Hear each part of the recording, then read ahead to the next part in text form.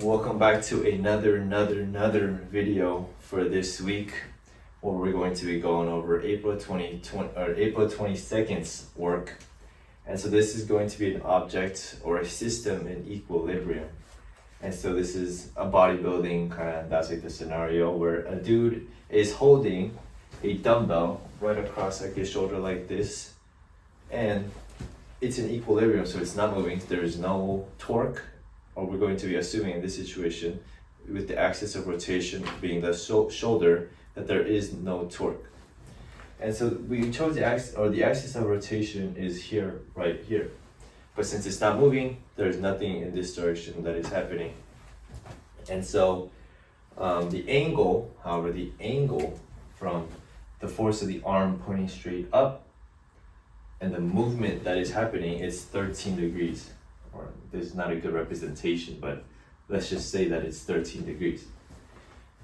What we're trying to find is what is the weight of this dumbbell? What is the weight that is acting on, I guess, the arm and the entire system as the dumbbell pulls the system down? There is also a force in the arm that pushes it down due to gravity, and this is the center of the mass of the arm, which is going to be directly, or it's going to be at 0.28 meters, and then from the axis of rotation to the dumbbell is 0.62 meters, and the axis of rotation to where the force of the arm is pulling up in a positive direction is 0.15 meters. And so what we're going to use is, or what we're going to assume is, since it's in equilibrium, or not even an assumption, but we know that the torque.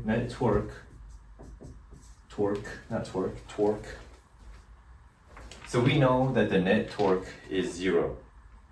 And so with this, we can use, or we can get to a value of adding up all the torques of this, the dumbbell, of the arm pulling it, the weight of the arm and the force of the arm. We can add those all up together to make them equal 0 and isolate what the weight of the dumbbell is going to be. And so we're going to be using the cross product. We're going to be using calculus for this. Well, we know that the torque, I keep saying torque. So what we know is that the torque equals the radius cross product of the force. And let's write out all of the radiuses in vector form. 0.15, this is the x, y, and z, but there's nothing in the z. Going to be 0.28 and 3.6200. And so since it's a displacement in the x, not in the y, not in the z, it's going to look like that. And for the force, now this is the biggest part, identifying what the forces are in which direction. Force 1, force 2, force 3. And force 1, force 2, force 3, we're just going to go in order. So it'll be the arm, weight of the arm, and then the dumbbell. There's nothing in the x direction, so it's going to be 0 for all three. But they all have a component in the y direction. And so it's going to be 184. This is something I forgot to write down, but it's the force of the arm is 184 newtons. But since we want to find it in the y direction, we need that value to be sine 13, 0. And it's a positive because it's pointing up. The force for A and force for the dumbbell, they're both going to be negative. Or the weight of the dumbbell is going to be negative.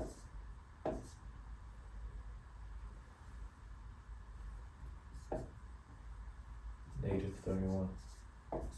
And so now that we have that, we know, or we assume that the torques of all the three of the arm, the weight of the arm and the dumbbell should equal out to 0 because the system is in equilibrium. There's nothing moving. It's stable. It's in a stable position. And so, like I mentioned earlier, the torque is the cross product. And so let's find the cross product, or I'll find the magnitude other cross product just to kind of speed up the process.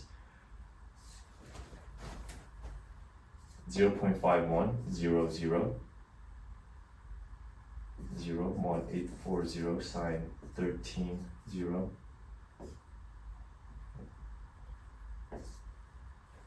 So that's what we have for this, and the magnitude should just equal or let's do the cross product for those that are not aware. It would be an ijk, but then the j would be negative, and so it's 0 times 0 minus 0 times these two values, but that's 0, so 0 minus 0, you know, let's not make it magnitude, so it would be 0 minus 0, and then it would be 0.15 times 0 minus 0.0. So you go here, cross here, cross here, and you go cross here, but that's still 0 minus 0. And then for your z, you finally get 0.15 times 1840 sine 13. But I'll just write that out as a value, 62.1. And like I mentioned earlier, j would have a negative in the beginning, but it doesn't really matter in this situation. And so you would get that, but now let's to the magnitude of it, you would to the square root of each of these three values, but that would be 0 plus 0 plus 62, the square root of 62. Or not the square root, or it would be the square root of 62 to the power of 2. So it would just equal 62.1. And so we have that for the torque of the force of the arm pulling it upwards. Now for R2,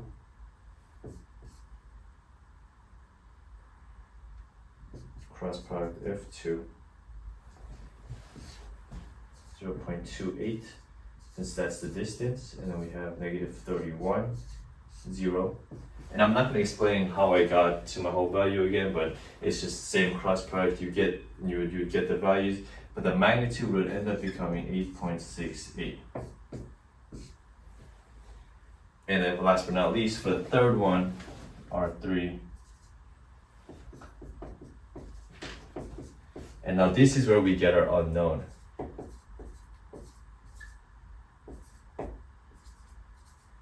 We get our unknown here, where the magnitude comes out to 0.62 times the weight of the dumbbell. But we know that the torque, net torque, should equal 0. And so we go 0 equals 62.1. So we're adding them all up together. 62.1, and just for you guys, I'll right here minus, because now the force is, it's in a negative, the torque's a negative value, negative 8.68 minus 0.62, the weight of the dumbbell. And so when you move it around, do some algebra, you should get the weight of the dumbbell to equal negative 8.61 newtons. And so that's what I have for you guys today, where we are going to be looking at an object, a system in which it's in equilibrium. So torque is going to equal 0. We have the radius, so we have the forces. Now we gotta add them all up together and then isolate to find the weight of the dumbbell in this specific scenario, where we do the cross product of the torque for the torque of the arm, the weight of the arm, and of the dumbbell. We add them all up together and then isolate to get negative 86.1 newtons. And since it's pointing downwards, then the weight would be negative. And so, yeah, that's all I have for you guys. Or would it be negative? Now that I'm thinking about it, but now that I'm thinking about it, the weight wouldn't be negative, because it would just be negative 62, or that would be around like 54 or something, and a negative 54 something divided by negative 0.62 will equal a weight of 86.1 newtons.